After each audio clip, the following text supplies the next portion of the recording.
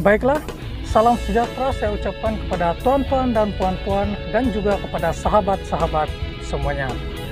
Saya ingin mengucapkan ribuan terima kasih kepada Anda semua yang sudah meluangkan masa untuk singgah dan menonton video di channel ini. Saya amat menghargai sokongan Anda semua. Baiklah, tanpa membuang masa, mari kita tonton atau dengar perkongsian pada kali ini.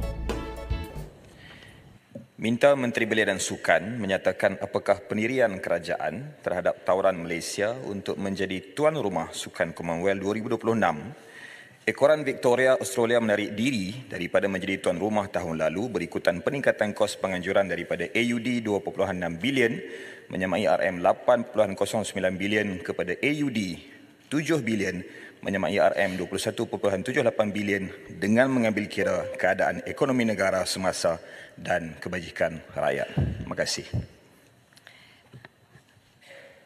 Puan Yang di-Pertua, Yang Berhormat Alostar bertanya apakah pendirian kerajaan terhadap tawaran Malaysia menjadi tuan rumah Sukan Commonwealth 2026, ekoran penarikan diri Australia menjadi tuan rumah.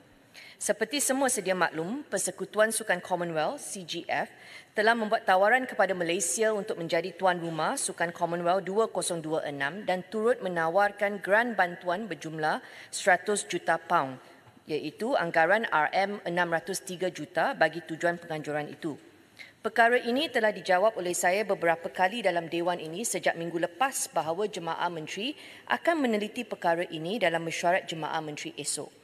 Namun, soalan ini masih diangkat dan naik. Jadi, sama ada kerajaan bersetuju atau tidak menjadi tuan rumah tamasya sukan ketiga terbesar dunia ini, ia perlukan perincian yang teliti dan tidak boleh diputuskan sambil lewa sahaja. Baiklah, setakat ini pendirian kerajaan persekutuan belum diketahui, tetapi saya boleh nyatakan pandangan Kementerian Belia dan Sukan setakat ini. Pertama, apa yang pasti, KBS sentiasa meletakkan kepentingan rakyat sebagai keutamaan nombor satu. Tidak akan sama sekali membazirkan wang pembayar cukai jika pun bersedia untuk menganjurkannya. Kita akan memastikan pendekatan konservatif diambil setiap kali ianya melibatkan duit rakyat. Jika kerajaan bersetuju untuk melaksanakannya, KBS mencadangkan perbelanjaan tidak melebihi grant yang diberikan oleh CGF. Okey. Mengambil kira wang pembayar cukai iaitu wang rakyat jika terpaksa digunakan, mungkin pilihan terbaik yang akan diambil oleh kerajaan ialah untuk tidak menganjurkannya. Yang ini kita kena tunggu dulu keputusan Kabinet. Keduanya, KBS bersedia melantik badan pengawal untuk membuat audit kepada akaun penganjuran jika keputusan dibuat untuk Malaysia menganjurkannya. Ini mengambil kira semua feedback yang kita telah teliti sejak minggu lepas, semua berita, pandangan Olympians, pandangan tokoh-tokoh dulu yang menganjurkan, semua memberi pandangan mereka dan kita telah membaca. Paling utama ialah kementerian mahu memastikan tata kelola yang betul diikuti, pengurusan kewangan yang telus, segala kos dan belanja direkodkan dengan teratur supaya akaun penganjuran boleh ditutup dengan pantas dan baik. Akhir kata, kementerian tidak mahu sama sekali mendahului perbincangan berkaitan perkara ini di mesyuarat Jemaah Menteri yang dijadwalkan berlangsung esok. Saya percaya keputusan yang bakal diambil oleh Jemaah Menteri akan mengutamakan kepentingan negara tanpa membelakangkan rakyat selari dengan agenda utama kerajaan madani. Itu sahaja. Terima kasih. Alostar. Terima kasih Puan Yang di-Pertua. Terima kasih Yang Berhormat Menteri. Saya hargai pendirian kementerian untuk mengutamakan rakyat dan memang itulah yang saya rasa kita patut suarakan sebelum Kabinet buat keputusan. Untuk rekod, Sukom 98 rugi RM11.6 juta. Saya yakin Yang Berhormat Menteri sedia maklum perkara ini. Dan akaun Sukom 98 itu hanya ditutup 13 tahun selepas penganjuran Sukom. Kerana ada 23 kes tuntutan mahkamah, ada 15 penghakiman, semuanya berkaitan isu bayar hutang dan minta untuk dijelaskan hutang. Birmingham, muflis selepas jadi tuan rumah. Di semua perkara-perkara ini adakah rekod-rekod ini, rekod Sukom 98, pengalaman Birmingham akan dijadikan panduan. Saya harap dia jadi panduan untuk Kabinet buat keputusan besok. Dan saya juga bersetuju supaya Yang Berhormat Menteri membuat unjuran implikasi keuangan seperti yang telah disebutkan tadi, ada badan audit dan sebagainya.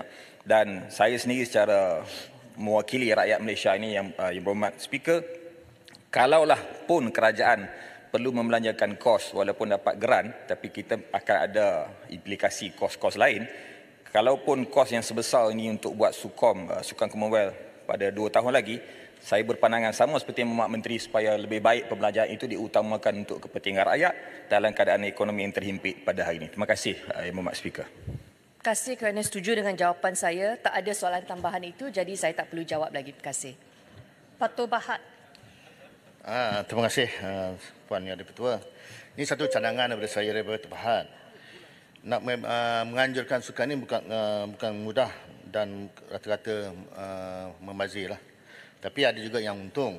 Namun begitu, ni cadangan saya adalah kita kurangkan acara game ni ataupun jangan tumpuk di Kuala Lumpur.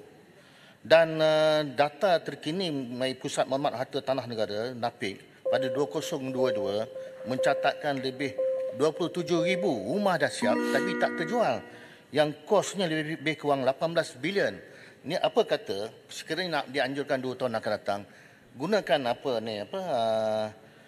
data ni yang 27,000 yang dah siap. Soalan saya ni cadangan lah. Jadi untuk gunakan sebagai panduan. Terima kasih. Saya tak nak jawab soalan ini. Saya mengambil kira cadangan tersebut dan kita bagi Jemaah Menteri membuat keputusan nanti. Ya. Terima kasih. Sekian saja perkongsian pada kali ini. Terima kasih kerana sudah klik dan menonton video ini sampai habis. Kepada yang baru di channel ini, jangan lupa untuk tinggalkan like, share, dan subscribe-nya. Bye-bye.